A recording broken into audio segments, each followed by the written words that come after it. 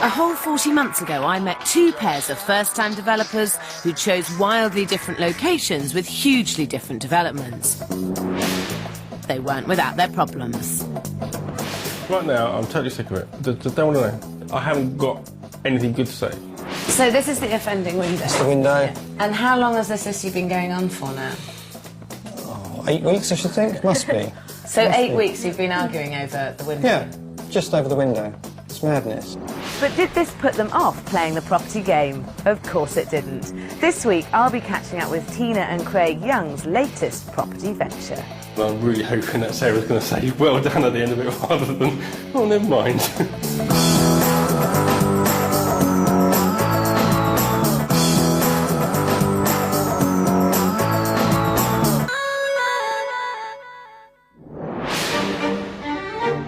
The importance of location can never be underestimated when you're property developing. I met two couples over 3 years ago who quickly found out that you can always improve a property, but you can never change the location. If you buy with something like an amazing view already in situ, like Mike Gregory and Sally Breeze have done in Clevedon just outside Bristol, then you're off to a good start. Whereas developments in less exciting positions like this part of Surrey, 20 miles from London, are not so lucky. Developers need to be careful what they invest in.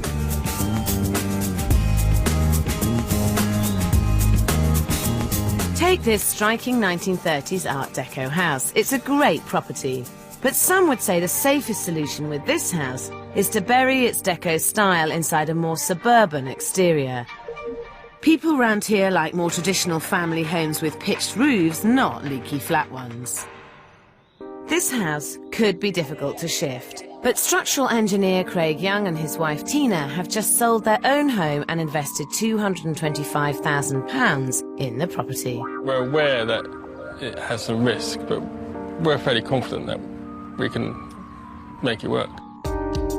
Tina and Craig bought the property for £225,000 and are hoping to spend only £40,000 on the renovation. Sell for an ambitious £350,000 and make a profit of £85,000, a massive 33% return on their investment that is practically unheard of. Which one of you's good with the money, then? We're both very good with money. We like spending. We're both actually quite bad in terms of budgeting. I think I will probably keep a rein on it much more than Craig will. And are you confident you're going to be able to control it? No? Yes.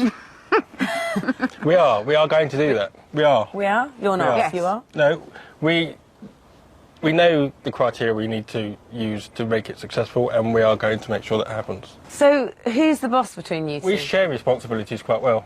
Do you? I am.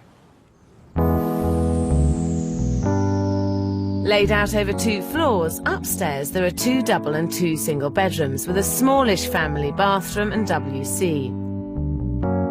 Downstairs there's a living room, and at the back of the property a dining area with an undersized kitchen next door. Tina and Craig want to give the whole of the ground floor a high design look by creating a contemporary open-plan kitchen diner and putting in an unusual sloping corridor wall that will be mirrored in the banister opposite. I think it's a good idea to have a hallway of some sort because in this house it does actually make it feel smaller, coming straight into the whole room, really. It's just such an angular architecture on the outside that I'm not sure introducing curves inside, as there aren't any at the moment, would be a good idea. There are very strong Art Deco features that are curved that we're trying to introduce into the house. And there is a curve there, but that's not original to the house. And I personally think that that fights very much with the architecture of the rest of the outside and the inside. If they're serious about restoring the Art Deco look, then they need to know their stuff, and I'm not sure they do. What's more, it will be really difficult to achieve on their £40,000 budget. Add to that the limited market for such a property, and you've got yourself a very risky development. But neighbouring houses have found an alternative. It's interesting, this area, because a lot of this period of house, which they're built between the wars, have put pitched roofs on them.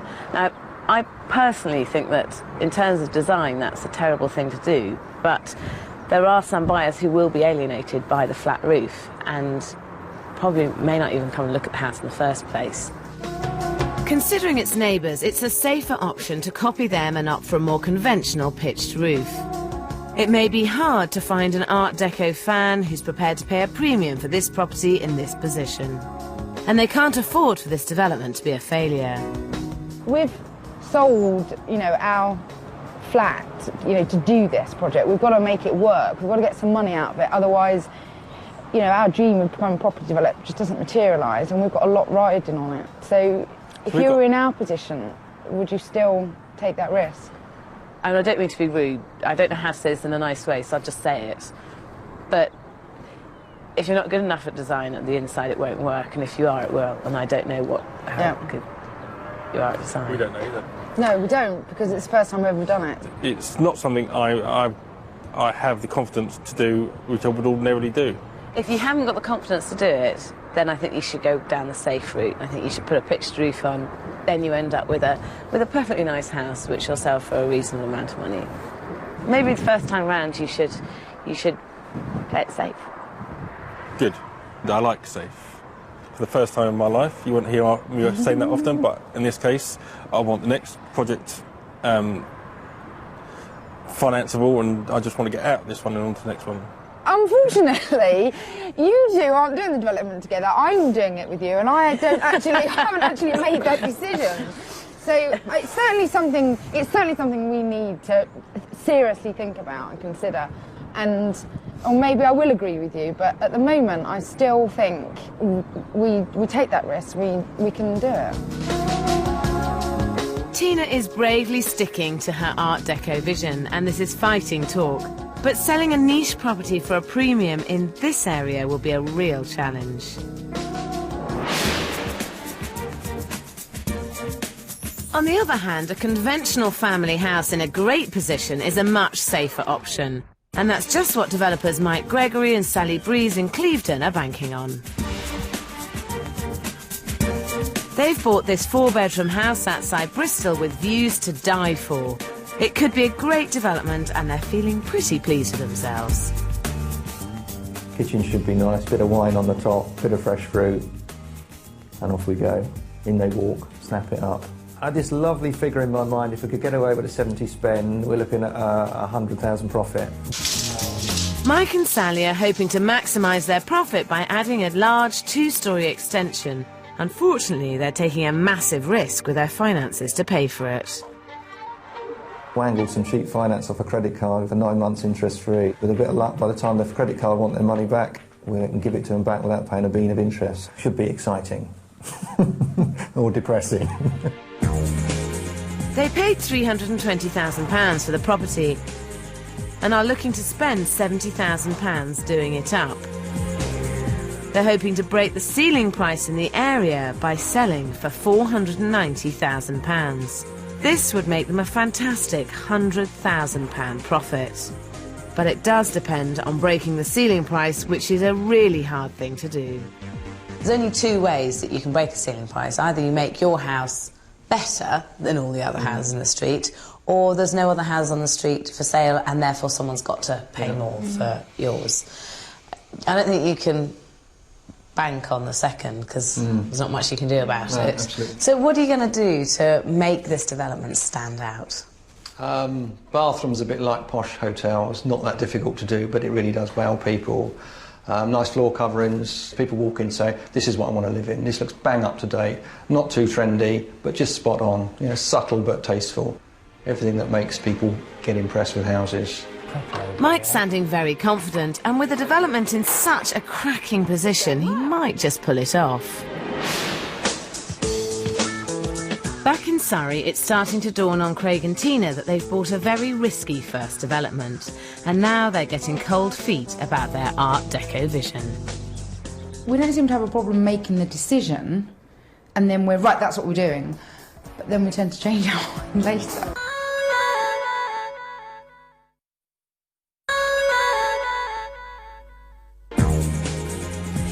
an inexperienced property developer, then you need to make sure that your development appeals to the broadest possible market in the hope of guaranteeing a quick sale. Which is not what Tina and Craig Young are doing. They're developing a niche Art Deco property in an unfashionable part of Surrey. It's week 1 of the development. The builders are cracking on, but Tina and Craig are now starting to wonder if the Art Deco look is right for the property. So I'm taking them to this classic Art Deco house to help them decide once and for all if they're up to recreating the kind of deco look that could get them a premium for their property. I think you should look at this house and make up your mind as to whether you can make the inside look right, because if you can't, don't do it.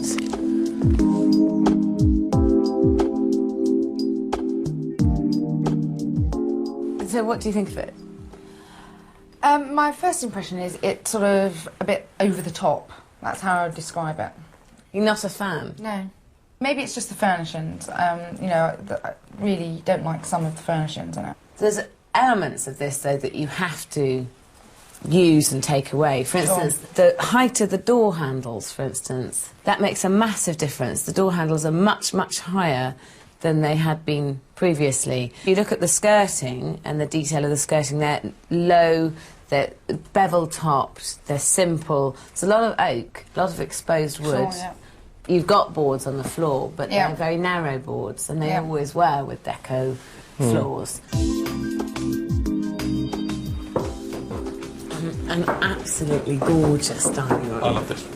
This is lovely. Yeah. Can I just ask you about the radiators? Do you think that's a detail that we must adhere to? I think in an ideal world you would, yes. But I don't personally have a problem with the marriage of contemporary design or other periods of design with the original architecture. But I think it's important that you think about it and that it works well together. Sure. Mixing deco and contemporary styles can work, but you have to get it right. If they get it wrong, Tina and Craig will end up with a house that looks right on the outside but wrong on the inside, and that could be impossible to sell. I think you have to decide what you're going to do. Just believe in yourself and go for it, because no decision equals no finished house equals definitely no profit. So I actually believe we could do it, but I'm just risk averse, you see. I don't like taking risks. You're the one who takes the risk, I don't. Yeah. It's your marriage. Having looked at it, there are bits that are really lovely and that we could take away and do on a much smaller scale in our house. And I'm fairly confident that we could do it. Right. Are you happy with that? I love that house, and there's lots in there that I'd like to take to our house. If you're prepared to stick your neck in the line, then deco it is. Deco it is. It's a brave decision for someone who's risk-averse, and it will be extremely hard to do on their £40,000 budget. But at least the site can finally get moving. It looks as if our visit to the deco property has started to rub off on Craig and Tina. Curves are out and straight lines are in, as Tina and Craig ditch their idea for the curvy banister and the curvy corridor wall that ends up with a nice touch of angular deco design.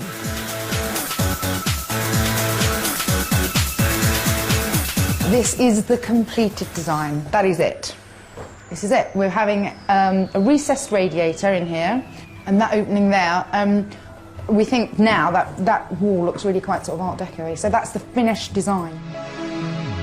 Tina and Craig are now well and truly targeting a niche market for their property. A risky but understandable choice considering the architecture of the building.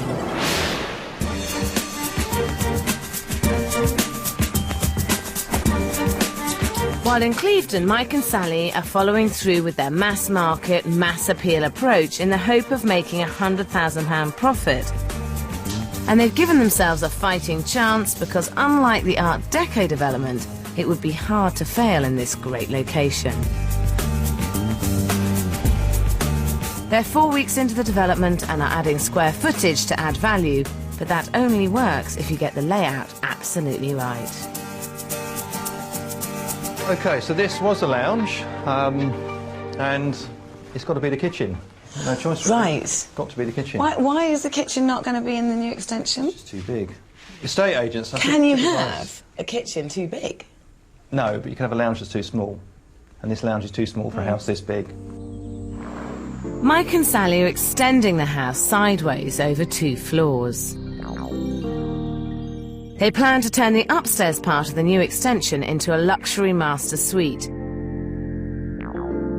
And downstairs they plan to create a lounge and a garage. But I think this would leave them with a very inadequate kitchen. A much better use of space would be to leave this room as a lounge and turn the extension into a spectacular kitchen diner.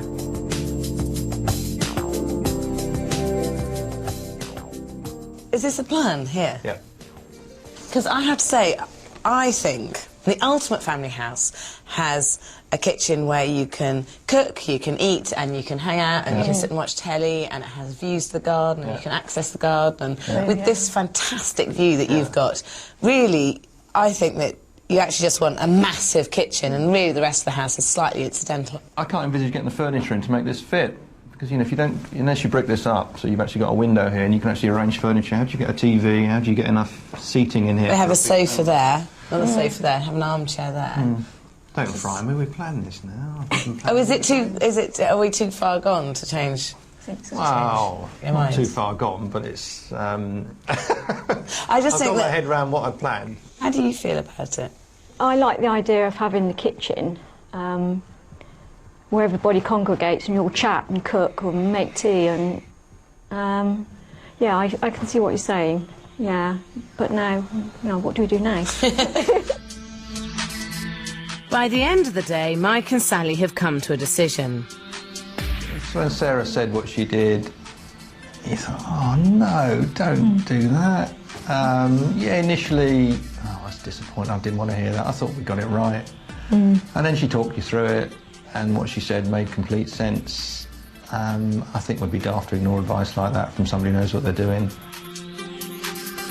By putting in a large kitchen diner, they are again playing it safe and appealing to the mass market.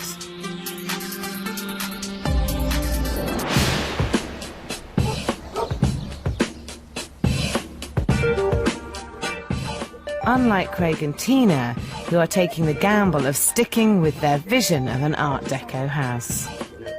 This means restoring the 70-year-old steel windows, all 17 of them. The existing windows are clearly in need of work, but Tina and Craig are hoping they can be repaired and have set aside just £500 for the work. The trouble is, until now, they've never checked if they're salvageable. As you can see, this is completely shot. There's not really anything you can do with that. Whatever you do, it's got to be replaced. Simple as that. Okay. Yeah. So, if I wanted to replace them, how much do you think I'd have to spend? Well, on this project, you're talking in the region of between 18 and 19,000 plus VAT. This is a huge blow, and Craig and Tina should have identified this cost before they even bought the house. As it is, spending nearly £20,000 on the windows will blow their £40,000 budget apart.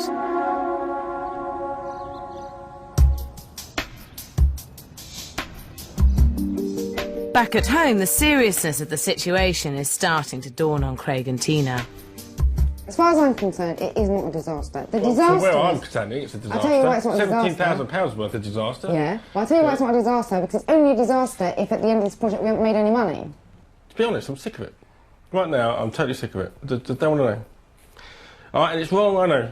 And, maybe tomorrow I'll feel better about it, but at the moment, I haven't got anything good to say. Well, no, I think we've just got to see what we can salvage out of it. The thought of having to spend an extra £17,000 is too much for Craig, and out of the blue he decides he wants to get rid of the whole problem by selling the house. But I think they need to get things into perspective.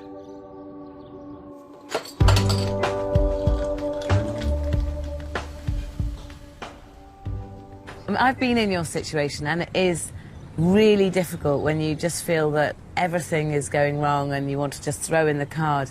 I know that you're at the end of your tether, but the thing is, at this stage, is not to sell. You can't really afford to sell halfway through a development unless you physically have to, because of you're bankrupt or you're going mad, but you really, really can't afford to sell when you've ripped a house apart, because it's worth a lot less than when you started. It just feels at the moment that this project probably isn't the one that we should be pursuing. If this is going to be a career, developing properties, I don't think that you can jump ship on the first development when the going gets really tough.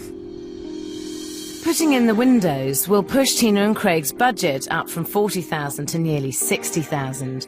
And even though their target profit of £85,000 was always ambitious, if they're careful, they should still be able to walk away with a reasonable profit.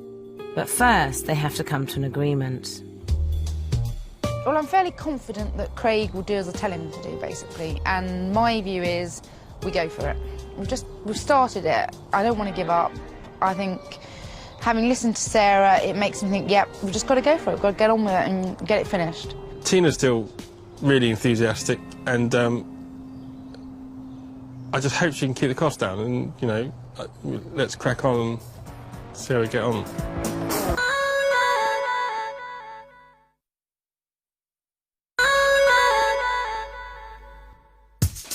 Tina and Craig Young could have played it safe by fitting in with their neighbouring houses, stripping the Art Deco detailing and turning their unusual-looking property into a more conventional family home with a pitched roof.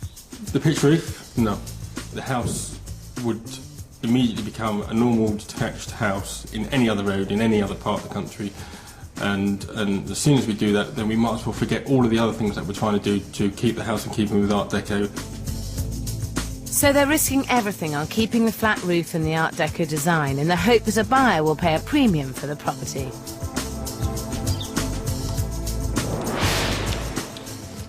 In Clevedon, Mike Gregory and Sally Breeze might have chosen a safer house in a safer area, hoping to make a massive £100,000 profit. But they're financing the project on their credit cards, and they need to get it finished before the interest payments start. 2 months in, Mike gets some bad news from his builder. Mark rang me up one night and he said the roof really doesn't work. There's a fairly major problem with it. That came as a bit of a shock to me. He said, do you want the good news or the bad news? It transpired there wasn't really any good news. It turns out the roof of the new extension has to be a metre higher than shown in the drawings. And while it's not unusual to have to adapt your plans during a development, this means Mike has to apply all over again for planning permission. And he's in no mood to wait. Although Mike has reapplied for planning, he's refusing to hold up his development until it's approved, and carries on regardless. Only time will tell if this turns out to be a very expensive gamble. In Surrey, at the Art Deco property, Tina and Craig's early indecision and the £17,000 they'll have to spend on the windows means their costs have risen sharply, but no one seems to have told Tina. Craig tries quite hard to stop me spending, I suppose. But in fact, if we don't row about it, he just tells me not to spend so much and I just ignore him. It's all down to who wins the power struggle between Tina and Craig, and I've come along to mediate. This is the toilet we want and the sink. Beautiful, aren't they? They are absolutely beautiful. How much do they cost? It's about £1,000 each, isn't it? Yes. £1,000 for the pan toilet, and system. Yeah. And £1,000 for the basin. Yeah. Okay. That actually is quite a lot of money, I personally think, on a pan and system. Is it not? I mean, have I gone mad? Is that not? No, you are mad, but it is a lot of money. I think we've probably gone mad. I've probably gone mad. I think it is quite a lot of money. It's not a lot of money. It's a massive amount of money. Do you think this is a good idea? I think... no. Who is controlling the budget here? Is anyone controlling it or not? I am doing my best to curb the spending. Does that mean controlling budget? Is that the same thing? You're busy spending, are you? Yeah. Okay. No, I am in control of it. We are in control of the budget, aren't we? Where are you? How much have you spent? We've spent our budget. Yeah. And more. Yeah. Tina seems intent on unnecessarily eating into their profits.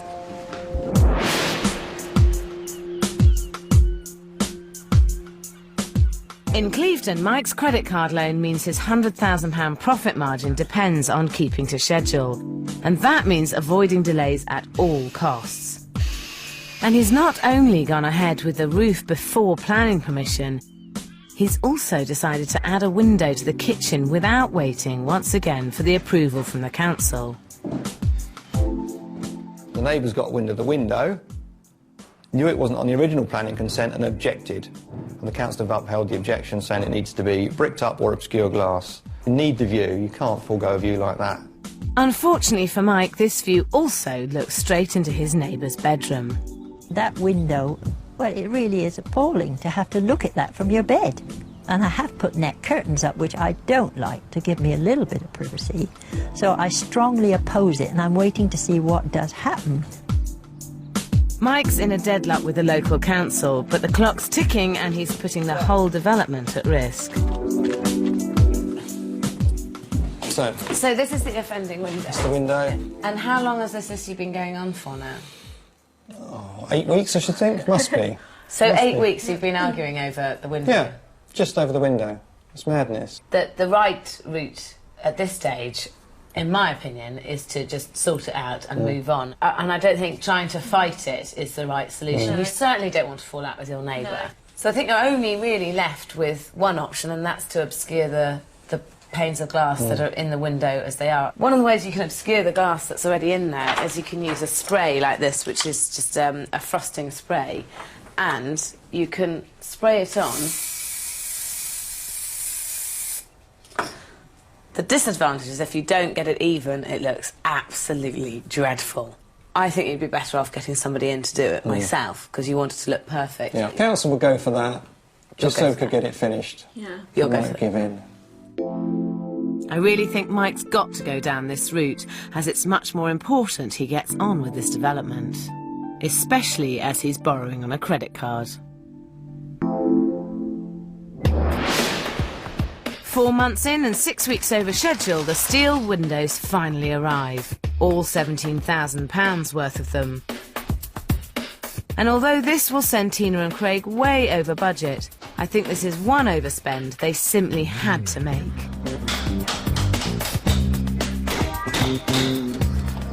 To get them in, it's been long and arduous, but now that we've got them and they're going in, it's absolutely fantastic. It's a major turning point as the final stages of the development can get moving.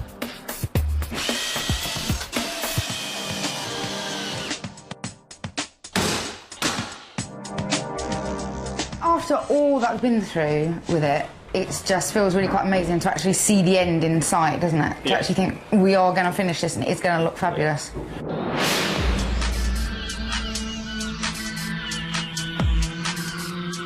In Clevedon, the development is also coming together. The local council have approved my idea of obscuring the lower half of the kitchen window, as well as allowing the extra height on the roof. The trouble is, the extra window, alterations to the roof and a last-minute decision to put decking in the garden have all come at a cost.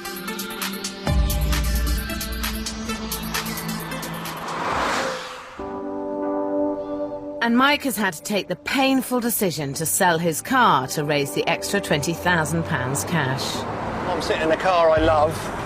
On a day like this, it's perfect, but it'll pay for the overspend without raising any more money, without costing me any more money. So it's not nice, but I can do it. It's taken 5 months of back-breaking work, but the renovation of this striking Art Deco property in Surrey is finally over.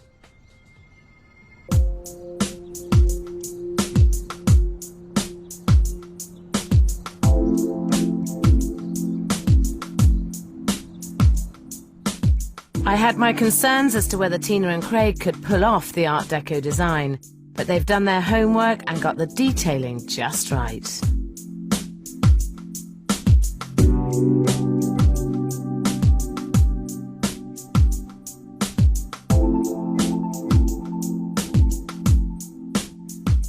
An Art Deco enthusiast should really go for the look down here and won't be disappointed by the upstairs either.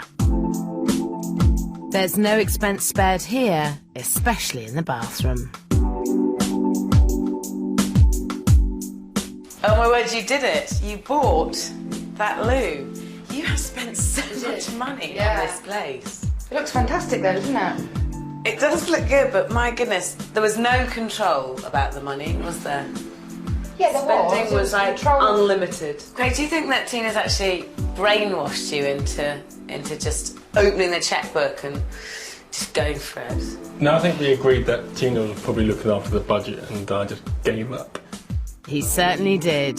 The final result is their original £40,000 budget rose to a massive £118,600. That is a lot of money. So that's actually 3 times your budget. I'd like to say there are absolutely no regrets about the amount of money we've spent because we've got such a beautiful house, but of course there is. We must regret some of the money that we spent because it's just cut down any profit we make massively. Are you still hoping that you'll get 350? Because if you got 350, that would give you a £6,400 profit. So at least it's a profit. It's a profit, yeah, we haven't lost anything. We have had 3 agents round to value the property, and they didn't come in as high as I know you'd like. They came in at 310, 320 and 325. If you did sell it for an average of those 3 valuations, it would be 318,000, which would make you just over a £25,000 loss, which isn't great. No, it's awful. You're speechless. Just terribly disappointed. I would really dearly have liked it to come out at the 350 and for there to be a good profit and go straight on to the next one and that kick us off on a really good, successful venture, and it hasn't. There were 2 challenges to this development. One was to get the Art Deco look right, and the other was somehow to do it within budget. One you did achieve. I think it looks fantastic, but you certainly failed dismally, really, on doing it within budget.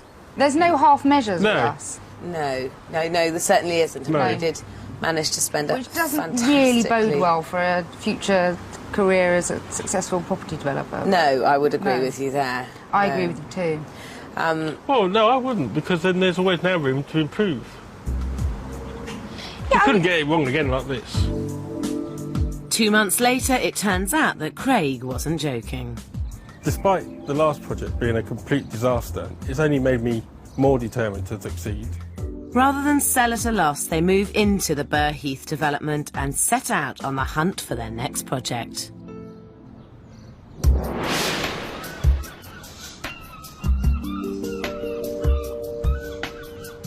While Mike and Sally in Clevedon have, in 26 weeks, made the very most of their stunning position.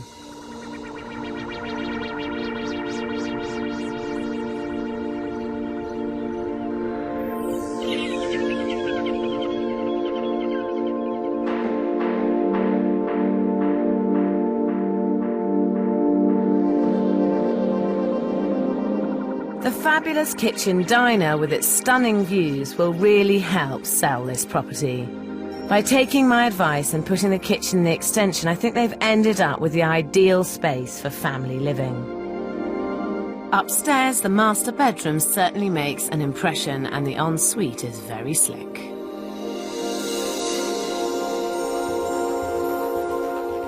I'm not surprised Mike and Sally found it hard to stick to their £70,000 budget.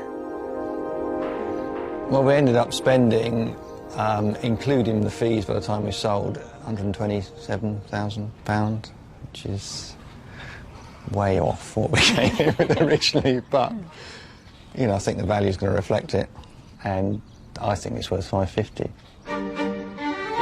That's 50 grand more than Mike and Sally were originally hoping for. But if they still want to clear a £100,000 profit, that's what they'll need.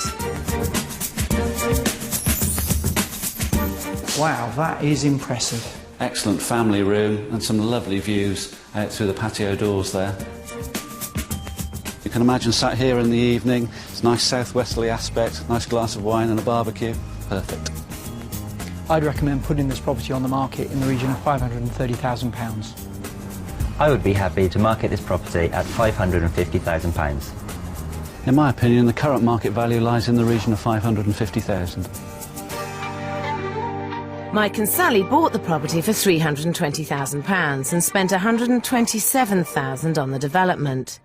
And if they sell for the average of the three valuations at £543,000, they'll make a £96,000 gross profit. A truly fantastic result. Yeah, when I started 6 months ago, you just got this figure, you think, to make £100,000 on one house clear would be fantastic. 5% below that, I'd be happy with that. And that's still a big chunk of money for 6 months' work. A week later, Mike and Sally get a great £550,000 offer, but unbelievably they reject it. Instead, they make the big decision to move into the development and sell the family home to fund their next project. It takes just 2 months to find, and this time the setting couldn't be more different. It's a combined shop and 3-bedroom house in Clevedon town that Mike is planning to turn into 4 one-bedroom flats in just 5 months. And while his last property was a safe bet in a prime location, he's now bought on a busy road right next to a pub with a distinct lack of parking. He bought the property for a well-priced £230,000. The clock is already ticking on a budget of £100,000, as once again Mike couldn't resist the lure of cheap credit cards. And he hopes to sell all 4 flats for a total of £430,000, giving him a great potential £100,000 profit. It's week 1, and just as with his first property, Mike is on-site project managing, which is a good thing because unfortunately problems with this ancient building have now materialised. This looks a bit serious. It's supposed to be supported by the wall, and it's not. The whole thing just moves. Mike has a massive problem on his hands. It turns out the old timbers are riddled with wet rot, but they're essential to the character of the building, and salvaging them is a huge job.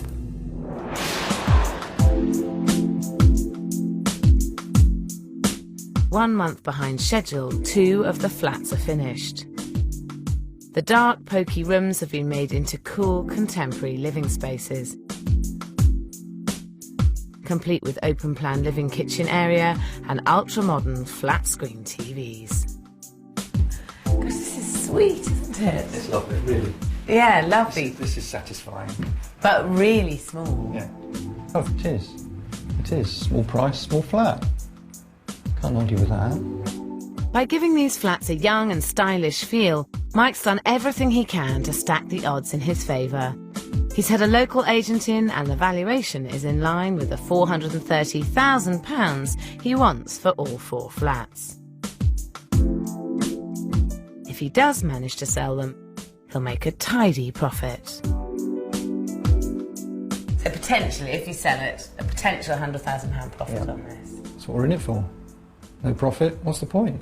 So is it dentistry or is it development? What's your thing? It's both. I love my patients and I love property. So I can't jack either of them in.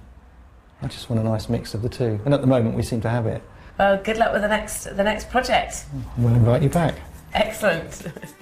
Within 3 months, Mike sells all 4 flats for £440,000, making him £110,000 gross profit. A great result. In Burr Heath, that's exactly the kind of profit Craig Young believes he can make on his second outing, despite a disastrous first effort. And after a 12-month search, he's found what he's after. Call it courageous, call it foolhardy, but this time he's developing not 1, but 6 properties. Well, I'm really hoping that Sarah's going to say well done at the end of it rather than, oh, never mind.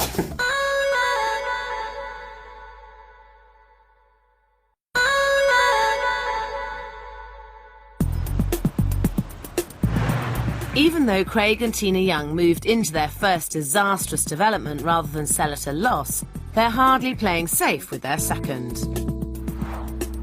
They've just bought this pair of two-bedroom semis in Merstham, Surrey, but don't have planning permission to do anything with them. On the upside, though, they do have a secret weapon.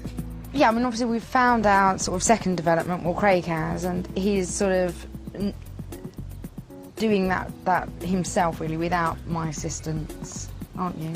Yes. Primarily because I've sort of gone on to do other things.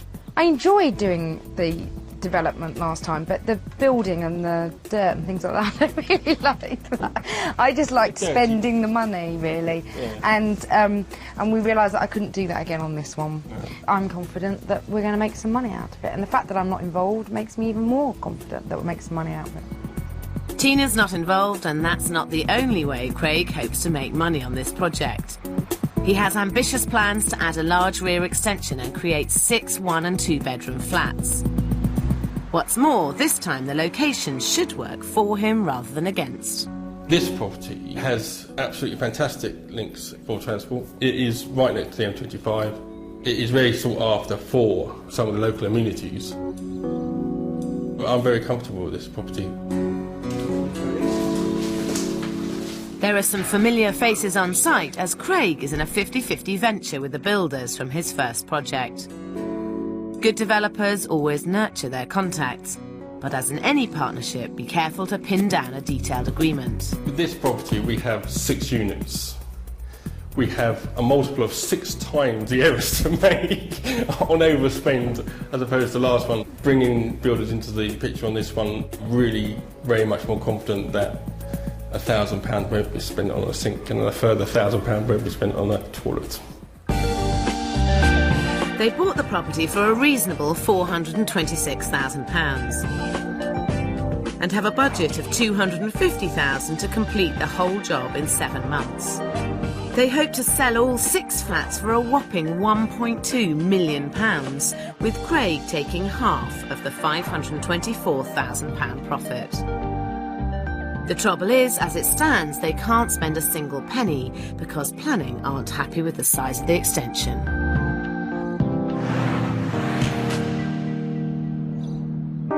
Six months of wrangling later, the cottages still haven't been given the go-ahead from the planning department, and so there's no work going on. We are entirely changing the design to meet the requirements of the planning. The layout to the extension has changed probably out of all recognition, and it was purely to alleviate some of the concerns of our neighbours. In that 6 months, that's what we've been doing. Buying a property and then securing planning permission can be very profitable, but it's also very risky. Craig's about to find out if that risk is going to pay off. Absolutely late at the moment. Just got planning permission, and for a while there, I wasn't sure we were going to get it.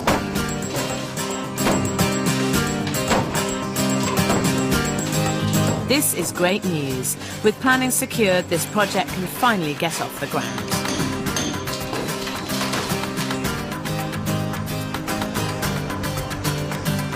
Three months in and the huge extension is almost up. After a slow start, this project is speeding along. But just as things get going, Craig hits an all-too-familiar hurdle. We've done it with the windows again. I was absolutely sick of these windows. We knew that they had to be timber framed, but we didn't know that they had to be individually paned timber framed, and it's going to cost us a fortune, and it's not in the budget. Craig's window jinx strikes again. He gambled the planners would not insist on replacing the expensive individual panes and got it wrong. He does manage to negotiate the cost down, but it's still a blow to the budget. If I ever go near another property with windows, shoot me. With the windows sorted, thankfully, the development goes through to the end without any more major hiccups. The question is, has he been able to create a quality product within budget? Just 8 weeks over schedule, the flats are completed. At the front, these once dilapidated cottages have been given a much-needed facelift, bringing them bang into the 21st century. The rear is not going to win a beauty prize, but it has added a lot of square footage. Inside, these are very competitive starter flats. The living space is way above average, and so is the finish. From the solid oak floor to the brushed steel fittings, it's impressive quality for the low end of the market. It almost looks as if Tina's been on a spending spree. Hello. Hi. How are you? Very well, thanks. Good. My goodness. What do you think? This is an amazing achievement. Thank you. Have you missed being able to be involved? No. I don't miss the stress, I don't miss the arguments. No, I haven't had any involvement and no checkbooks were given to me at all. How strict you are. Oh, no, it wasn't. It was just good planning. So you went into a joint venture with the contractors on this, which is a great way to do it if it works, which, well, clearly it has in this instance. I think it sometimes is fraught with horrendous problems, but clearly you're the right person to be doing it with the right contractors. And it's a great team, because these are a fantastic product that you've got here. Thank you very much. Yeah, it was good. In small starter homes, it's important to use the limited areas efficiently, especially in the kitchens. And Craig's pulled it off here. The space-saving dishwasher tucked underneath the oven is a really clever touch. The flats are a resounding success. But what about the budget? You were hoping to do it for £250,000, weren't you? How much did you end up spending? I think we're up to about 375 at the moment. 375? Yeah, we watched the market and the return was there the whole way through, and we have increased the spec to get a better buyer. Riding the market is not a strategy I would recommend, but this time luck is on Craig's side. He hoped to sell all 6 flats for £1.2 million. Our 2 agents have valued them from just below 1.3 million to just over 1.4 million pounds. Your 50% share of that profit would be between £242,000 and £309,500. Whichever way you look at it, that's quite a good deal, isn't it? It's nice, it's comfortable, it's good. Makes up for last time. Makes up for last time a little bit. But you put the work in to get that out. Tina and Craig took the disastrous experience of their first development and turned it into a great profit this time around. Like Mike Gregory in Clevedon, they went on to develop multiple units, and I reckon they all stand a good chance of making serious money from the property game.